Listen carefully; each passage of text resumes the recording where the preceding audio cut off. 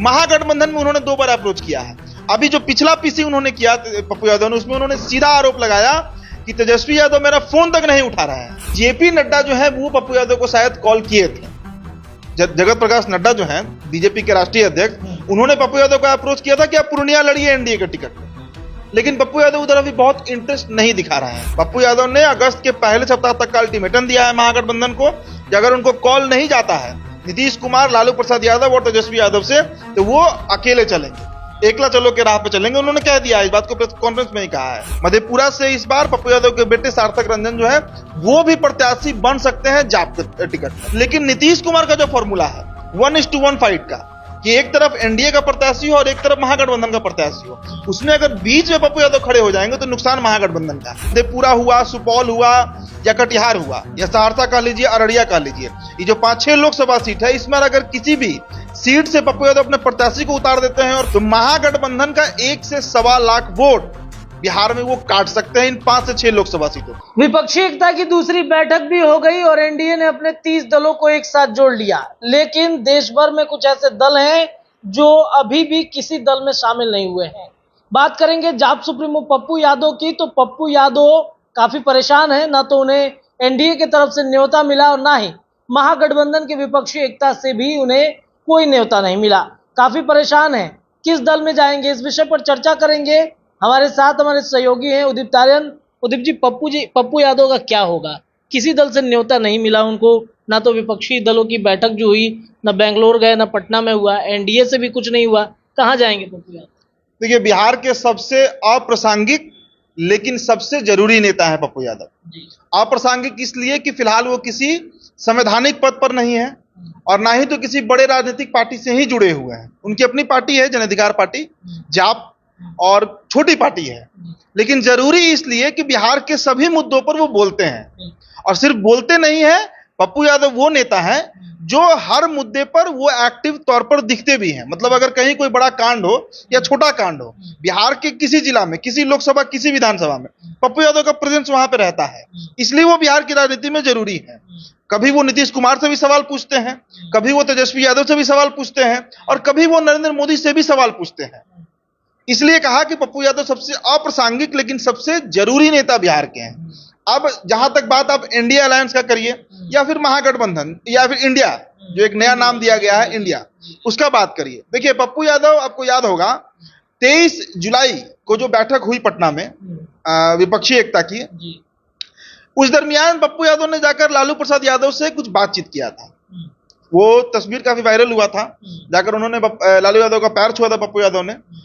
उस समय दरअसल पप्पू यादव यही बात करने गए थे कि उनको जो विपक्षी एकता है उससे न्योता दिया जाए, मतलब उनकी राजनीतिक पार्टी को भी पूछा जाए और उनको भी एक कुर्सी दिया जाए उन तमाम दलों के बीच जो दल पटना में 23 जून को बैठे थे। लेकिन पहली बैठक में उनको नहीं पूछा गया। दूसरी बैठक हुई 17 और 18 जुलाई को, 2 दिन पहले, उसमें भी पप्पू यादव को दरकिनार कर दिया गया। अब मसला ऐसा है कि लालू प्रसाद यादव ने यही आश्वासन दिया पप्पू यादव को कि हम तैयार हैं आपको लेने के लिए, आपको मतलब विपक्षी एकता में सम्मिलित करने के लिए। सवाल तेजस्वी यादव का है कि वो तैयार हैं, होंगे या नहीं होंगे, और अंतिम निर्णय जो है वो तेजस्वी प्रसाद यादव ही लेंगे। अब इस पर जब दूसरी बैठक हुई बेंगलुरु में और उसमें भी पप्पू यादव को नहीं पूछा गया, तो अब पप्पू यादव ने खुला ऐलान कर दिया है कि पूर्णिया लोकसभा से, जहां से वो कई बार सांसद रहे हैं, निर्दलीय 2 बार रहे हैं पूर्णिया से, उसी लोकसभा सीट से वो फिर से चुनाव लड़ने जा रहे हैं।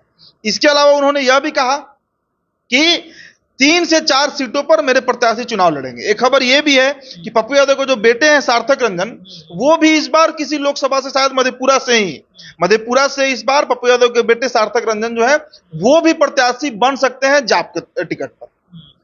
इसके अलावा अब पूर्णिया की जब चर्चा करिए तो पूर्णिया वो सीट है जहां से पप्पू यादव 2 बार निर्दलीय चुनाव जीत चुके हैं। पप्पू यादव 5 बार सांसद रहे हैं, 1991 में, 1996 में, 1999 में और 2004 और 2014 में। तो ये कहना गलत होगा कि पप्पू यादव जो है वो निर्दलीय नहीं जीत सकते हैं। बेशक उन्होंने 2 बार पूर्णिया फतह किया है। इसके अलावा अगर निर्दलीय वो लड़े 2019 में, या उनकी मां लड़ी थी पूर्णिया में 2009 में भाजपा के खिलाफ, उनको 1.25 लाख वोट आया था जब जेल में थे।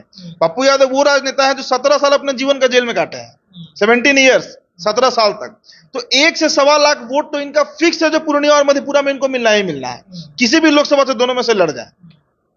तो इस बार अगर पूर्णिया से पप्पू यादव लड़ते हैं और मधेपुरा हुआ, सुपौल हुआ, या कटिहार हुआ, या सहरसा कह लीजिए, अररिया कह लीजिए, ये जो 5-6 लोकसभा सीट है, इसमें अगर किसी भी सीट से पप्पू यादव अपने प्रत्याशी को उतार देते हैं और खुद कैंपेन कर देते हैं, प्रचार करते हैं, तो महागठबंधन का 1 से 1.25 लाख वोट बिहार में वो काट सकते हैं इन 5 से 6 लोकसभा सीटों पर।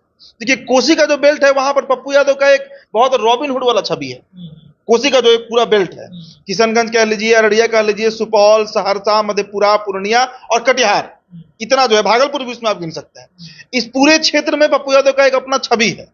और बिहार में देखिए, एक जो दौर था 90 का, इसमें कई बाहुबली आए और खत्म हो गए, मोहम्मद शहाबुद्दीन, प्रभुनाथ सिंह, आनंद मोहन, पप्पू यादव, लेकिन उसमें अगर सबसे सर्वाइविंग नेता कोई है बिहार में, तो वो पप्पू यादव ही है, जो आज भी एक्टिव पॉलिटिक्स में है। और सिर्फ एक्टिव पॉलिटिक्स में नहीं है, बजाते पिछले टर्म में वो एमपी भी थे। सब नेता का नामोनिशान खत्म हो गया, लेकिन पप्पू यादव आज भी खुद को प्रासंगिक बनाए हुए हैं बिहार में, खुद को जरूरत बनाए हुए हैं बिहार की राजनीति में। अब एनडीए अलायंस की हम बात कर लेते हैं, तो एक खबर यह भी आई थी कि जेपी नड्डा जो है वो पप्पू यादव को शायद कॉल किए थे। जगत प्रकाश नड्डा जो है बीजेपी के राष्ट्रीय अध्यक्ष, उन्होंने पप्पू यादव को अप्रोच किया था कि आप पूर्णिया लड़िए एनडीए के टिकट पर, लेकिन पप्पू यादव उधर अभी बहुत इंटरेस्ट नहीं दिखा रहे हैं।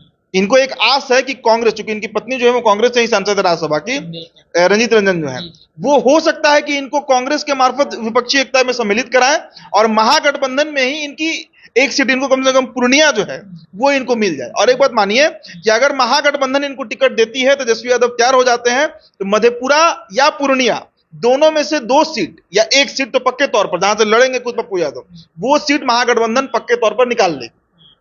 इनका अपना वोट बेस है, और प्लस महागठबंधन का वोट अगर जुड़ेगा तो ये अच्छे मार्जिन से जीतेंगे, चाहे मधेपुरा या पूर्णिया दोनों कह लीजिए। तो कुल मिलाजुलाकर यही है कि त्रिशंकु स्थिति में पप्पू यादव है। ना अभी तो एनडीए से उनकी बात बनी है, एनडीए से ज्यादा बात हुआ भी नहीं है। महागठबंधन में उन्होंने 2 बार अप्रोच किया है। अभी जो पिछला पीसी उन्होंने किया पप्पू यादव ने, उसमें उन्होंने सीधा आरोप लगाया कि तेजस्वी यादव मेरा फोन तक नहीं उठा रहे हैं। 4 दिन पहले का बात है, 3-4 दिन पहले का बात है। उन्होंने खुला आरोप लगाया है कि तेजस्वी यादव जो है वो पप्पू यादव को फोन तक नहीं उठा रहे हैं। मतलब क्लियर है कि महागठबंधन में उनके लिए दरवाजे बंद हैं, तेजस्वी यादव नहीं चाहते हैं। लेकिन नीतीश कुमार का जो फॉर्मूला है 1:1 फाइट का, कि एक तरफ एनडीए का प्रत्याशी हो और एक तरफ महागठबंधन का प्रत्याशी हो, उसमें अगर बीच में पप्पू यादव खड़े हो जाएंगे तो नुकसान महागठबंधन का, और 1-1.5 लाख वोट का कम से कम नुकसान है, कम से कम 1-1.5 लाख वोट का। और जितना काम पप्पू यादव ने किया है जमीन पर, हो सकता है कि 2 लाख वोट तक का नुकसान महागठबंधन को हो जाए। पूर्णिया कह लीजिए, मधेपुरा कह लीजिए, सुपौल, कटिहार, अररिया, ये जो क्षेत्र है उधर किशनगंज में। तो क्या अगर मान लीजिए कि महागठबंधन का रास्ता तो बंद हो गया है, एनडीए की तरफ वो जाएंगे क्या?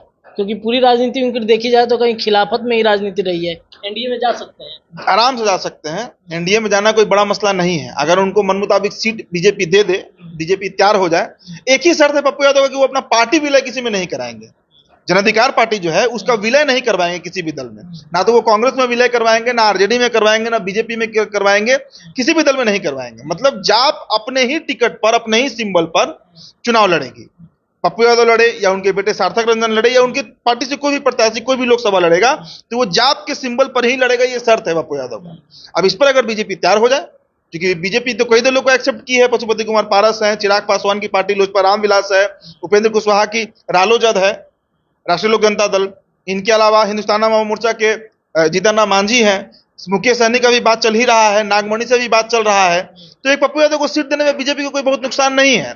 और पप्पू यादव के एनडीए में आ जाने से हर लोकसभा में कुछ वोट, 10,000 वोट मानिए, वो बीजेपी के साथ जुड़ जाएगा।